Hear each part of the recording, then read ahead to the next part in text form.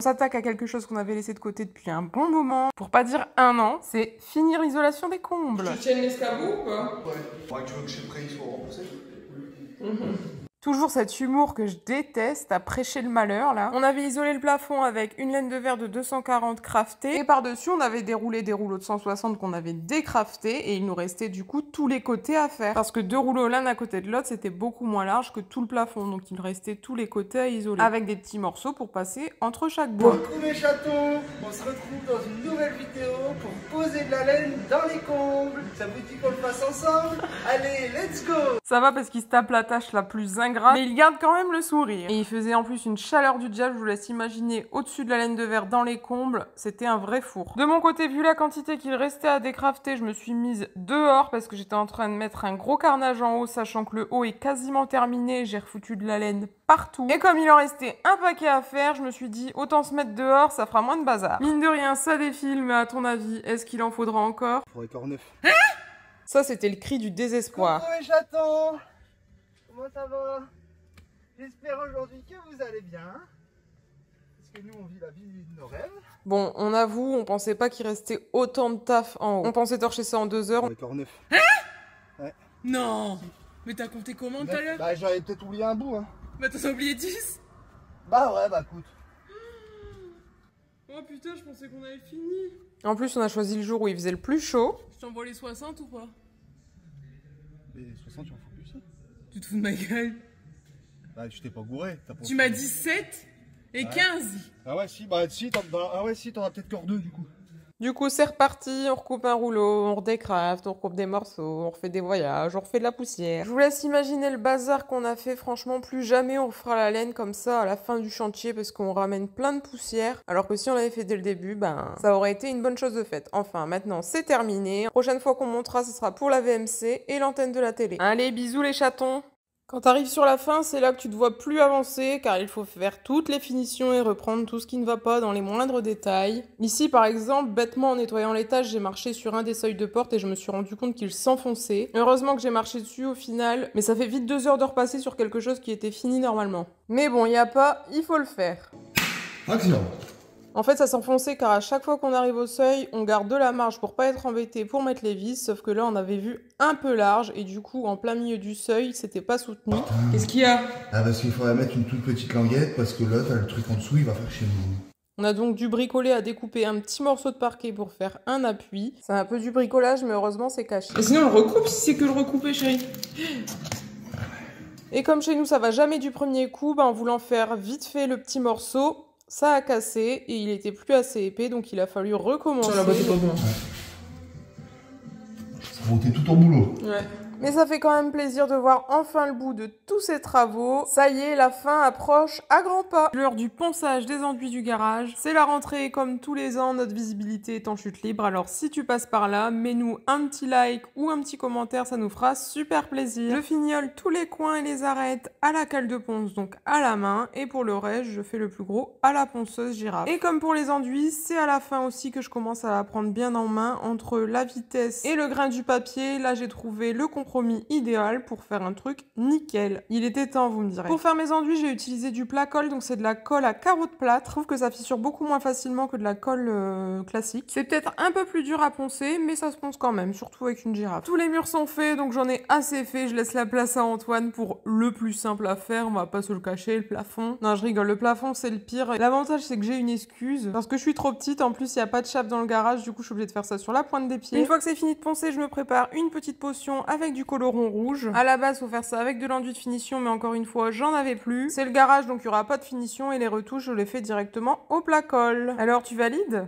Une fois que mes retouches à l'endurose sont faites, j'attends que ça sèche et pendant ce temps-là, je peux m'occuper de peindre le mur en parpaing. Donc, je commence par tout nettoyer avec un balai brosse et ensuite, je dégage toutes les arêtes et tous les angles. Pour peindre le mur en parpaing, j'utilise tous des vieux seaux de peinture, car le parpaing, ça boit beaucoup et il faut faire plusieurs couches. Une fois que c'est fait, je ponce mes enduits et je peux revenir avec ma sous-couche. Je n'utilise plus que celle-ci puisqu'elle est top et pas chère. Elle coûte 7,90 € les 10 litres, donc franchement imbattable niveau prix. Et elle blanchit super bien pour une sous-couche. Je vous montre à la fin le résultat après séchage, vous allez voir, c'est bluffant. Et forcément, quand t'as la tête sur le plafond et que c'est le bazar, bah tu fais des bêtises et tu mets ton pied dans ta bassine d'eau. Bon, déjà là, on voit bien que ça blanchit, même si c'est pas sec. Je me suis attaquée au garage sur un coup de tête, donc c'est un peu le bazar. Et la nourrice, bah forcément, elle n'est pas encore faite. Donc on l'accroche avec une ficelle à ballot et ça fait l'affaire. Bon, par contre, cette sous-couche, elle est top, mais elle est super liquide, donc j'ai bien protégé mes cheveux. Et heureusement, parce que je me suis retrouvée dans un état, une pluie de peinture. Et voilà le résultat après séchage. Alors franchement, la sous-couche, vous validez ou pas? Ça blanchit bien, non? Ma chérie, qu'est-ce que t'as fait?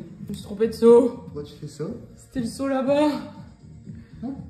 Ça, c'est quand tu veux nettoyer vite fait avant que ça sèche. Tu prends l'éponge et tu trempes ta main dans le premier seau qui vient et forcément, bah, c'était le seau de peinture. Hein. Du coup, vous l'aurez compris, je m'attaque à la première couche de peinture. Et comme c'est le garage et que la sous-couche couvre super bien, contrairement à ce que certains peuvent dire, eh ben, une couche de peinture, ça suffira amplement. Bon, pour le parpaing, par contre, j'arrive à la dernière couche, mais il en aura fallu une paire entre deux. Pendant ce temps-là, Antoine s'occupe d'installer la lumière. On a choisi ce style de lumière et on a découvert qu'on pouvait choisir si on voulait une lumière blanche ou une lumière jaune. Ah, tu peux peindre avec moi, j'essaye. Hein. C'était un nouveau concept. Putain, fait chier, ouais, mais là j'ai plus d'éponge pour nettoyer. Ah, quel trou du cul là, vraiment. Bah, garde fake ça si ça se trouve la porte. Fait chier, hein, quand même là. Quelle couillonne que je suis. Ça, c'est quand tu vas vite. Allez, impeccable. Putain. Ah, je suis deg. Je disais pas que t'en avais déjà plein les ongles? Si. Ça y est, le raccordement à l'eau est fait. On peut donc passer à l'installation de la nourrice. Avant ça, il y a un petit boulot de préparation. Et tout ne s'est pas forcément passé comme prévu. Mais qu'est-ce que t'as fait là? Mais il est cassé. Mais comment ça se fait? Il voulait pas rentrer. Bah comment ça se fait, quel décor? Il rentre pas droit. Il veut pas droit. C'est normal qu'il veut pas droit, je truc est pas droit. Ah. Tu vois pas qu'il est carrément de zinc? Ah, faut le couper peut-être, non? C'est dramatique. Ah, au moins il va mieux rentrer. Regarde, tu vois. Ouais, laisse comme ça, c'est bon. Touche plus. Bon, elle va quand même tenter le deuxième, hein.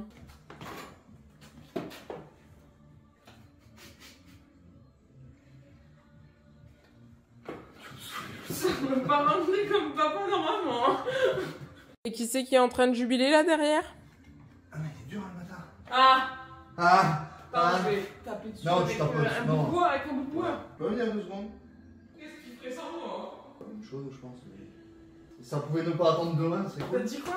Bon, au final, on n'aura pas été d'une grande efficacité, mais ça a avancé un petit peu quand même, faut voir le positif. Et finalement, mon couvercle est rentré.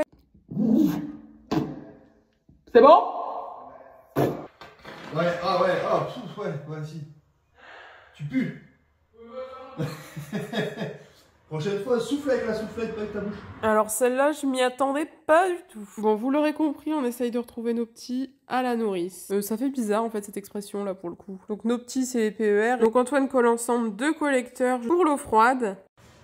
Ah, j'entends, c'est ça. J'entends. Ça t'apprendra à dire que je pue de la gueule. Bon, on n'était pas sur la même logique non plus. Hein. Ouais, le chaud, c'est celui d'à côté, je pense. C'est la douche, je vais. Lavabo?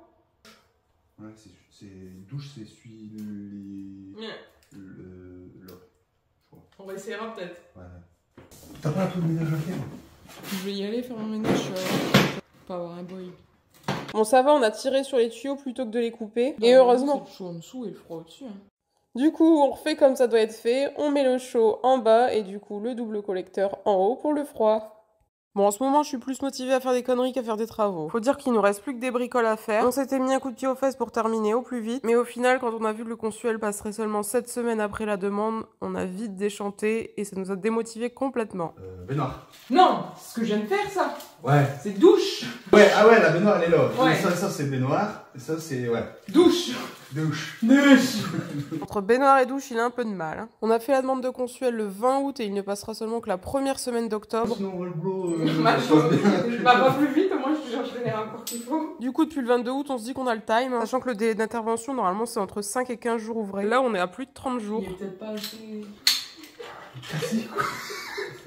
Ça y est. Il est pas rare, quoi. Mais ils le disent de pas mettre un rara. Ah, tu vois, lui, Quoi? il Qu'est-ce est qu'il y a? bien rare.